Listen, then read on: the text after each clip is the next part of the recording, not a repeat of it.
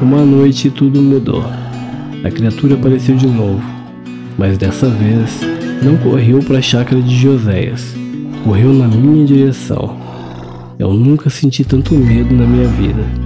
Fiquei paralisado vendo aquele vulto correr na minha direção. Tentei levantar a espingarda, mas as mãos estavam trêmulas. Foi quando ouvi um tiro. Olá pessoal, meu nome é Rogério, moro numa cidadezinha chamada Mata, perdida no interior do Rio Grande do Sul.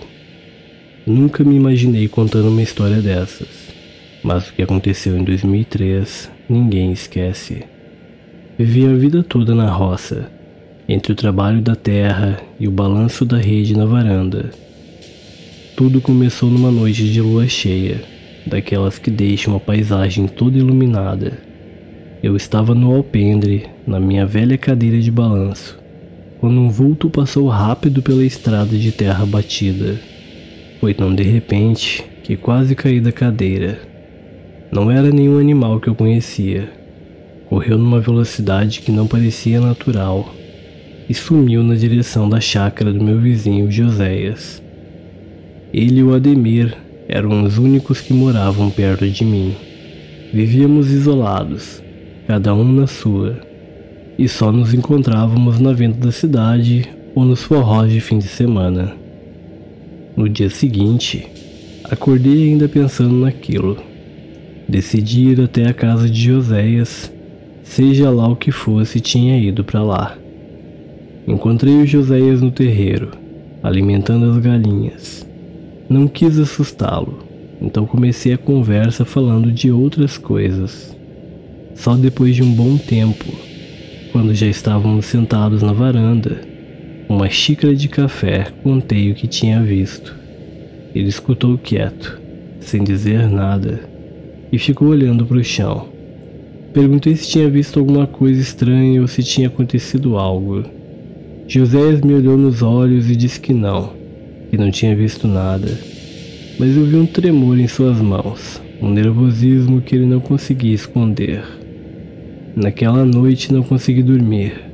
O barulho do mato, que sempre foi uma canção de ninar para mim, parecia agora carregado de perigo e mistério. No dia seguinte, fui ver o Ademir. Ele morava do outro lado, mais afastado ainda. Quando contei o que tinha visto, Ademir riu. Disse que eu estava ficando velho e vendo coisas. As noites seguintes foram tranquilas. Nada de estranho aconteceu e eu comecei a pensar que tinha mesmo sido só impressão minha. Até que uma noite, de novo com lua cheia, o barulho do mato se transformou em gritos. Gritos de uma criatura que eu nunca tinha ouvido. Um uivo que fez o meu sangue gelar. Fiquei paralisado na varanda, olhando a estrada de terra batida. Vi o vulto de novo, correndo na direção da casa do Joséias. Dessa vez, não fiquei parado. Peguei a lanterna e fui seguindo os rastros. O medo era grande, mas não podia deixar o Joséias sozinho.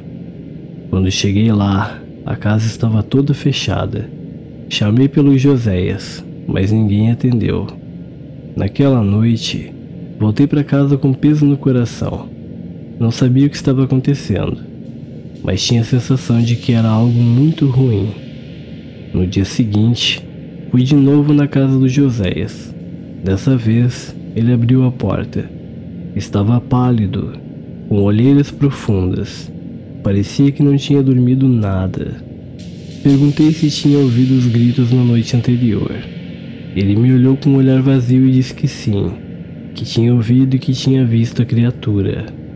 Perguntei o que era, mas ele não respondeu. Só disse que eu devia ficar longe, que era perigoso. Saí de lá com a cabeça cheia de perguntas. Quem era aquela criatura? Por que sempre corria para a chácara do Joséias? Onde ele estava na noite anterior? Fui na casa do Ademir, contei tudo. Ele também estava assustado, mas não acreditava em lobisomem. O medo já tinha se instalado em mim. Nas noites de lua cheia, eu já não dormia. Ficava de vigia, com a espingarda do meu pai, esperando a criatura aparecer. E ela sempre aparecia, correndo pela estrada de terra batida, sempre na direção da chácara de Joséias. Nas semanas seguintes, o terror tomou conta da nossa vida. O medo e o mistério que cercava a criatura perturbavam nossas noites. Joséias ficou cada vez mais fechado, mal saía de casa. Quando perguntei, ele só repetia que era perigoso e que eu devia ficar longe. Ademir, por outro lado, parecia cada vez mais tranquilo. Até me chamou de medroso quando disse que estava pensando em ir para a cidade até as coisas se acalmarem. Mas eu não podia simplesmente abandonar minha terra, minha casa, então continuei lá, no meio do medo e da incerteza. As noites eram longas. Eu ficava sentado na varanda, com a espingarda do meu pai, esperando a criatura aparecer. E ela sempre aparecia, um vulto correndo pela estrada de terra. Cada vez que a via, sentia um arrepio percorrer meu corpo, mas algo em mim se recusava a aceitar que aquilo era real. Eu não sabia o que era, mas sabia que não era natural. E eu sabia que, de alguma forma, Joséias estava envolvido. Não conseguia entender o papel de Ademir nisso tudo. Ele parecia tão tranquilo, tão despreocupado, mas eu sentia que algo não estava certo. Uma noite tudo mudou. A criatura apareceu de novo, mas dessa vez não correu para a chácara de Joséias, correu na minha direção. Eu nunca senti tanto medo na minha vida. Fiquei paralisado vendo aquele vulto correr na minha direção. Tentei levantar a espingarda, mas as mãos estavam trêmulas. Foi quando ouvi um tiro. Joséias tinha aparecido do nada com uma espingarda na mão e atirou na criatura. Ela urrou de dor e fugiu para o mato. Joséias veio até mim. Me ajudou a levantar. Não falamos nada. Eu só o olhei com uma mistura de medo e gratidão. Naquela noite, dormi na chácara do Joséias. A casa dele era simples como a minha, mas me senti seguro ali. No dia seguinte, Joséias confessou. Ele tinha visto a criatura se transformar. Era o Ademir. Eu não conseguia acreditar. Ademir era meu amigo, nosso amigo. Como ele podia ser aquela coisa? Joséias disse que também não acreditava, mas que tinha visto com seus próprios olhos Ademir se transformando naquela criatura na beira do mato. Não sabíamos o que fazer. José queria ir à polícia, mas quem iria acreditar na gente? Decidimos que o melhor era ficarmos quietos pelo menos por enquanto e esperar. As noites seguintes foram um pesadelo.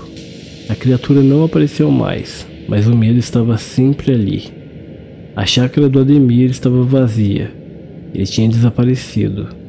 Não sabíamos se tinha fugido, se tinha se perdido no mato ou se algo pior tinha acontecido. Passaram-se semanas sem notícias do Ademir. A chácara dele continuava vazia. A cidade começou a se perguntar o que tinha acontecido. Nunca contamos a verdade. Falamos que Ademir tinha ido visitar uns parentes em outra cidade e que não sabíamos quando voltaria. O medo ainda estava ali, mas a ausência da criatura trouxe uma certa paz. Pela primeira vez em meses, consegui dormir uma noite inteira. As coisas começaram a voltar ao normal. Eu e Joséias ainda estávamos alerta, mas a vida na roça não permitia que ficássemos parados. E assim, os meses se passaram. Ademir nunca mais apareceu. A criatura nunca mais foi vista. A vida na roça continuou com seus dias longos e suas noites silenciosas. Mas algo tinha mudado. Algo tinha quebrado. Hoje eu olho para trás e vejo que aquela experiência me marcou de uma forma que eu nunca imaginei. Foi um terror que nunca quero viver de novo. Mas também foi uma lição. Lição de coragem e de amizade. E acima de tudo, uma lição de que nem sempre conhecemos as pessoas como pensamos conhecer. So many days is yet to come. Too many times has come to pass. Too many moments put aside, getting out alive, getting out alive.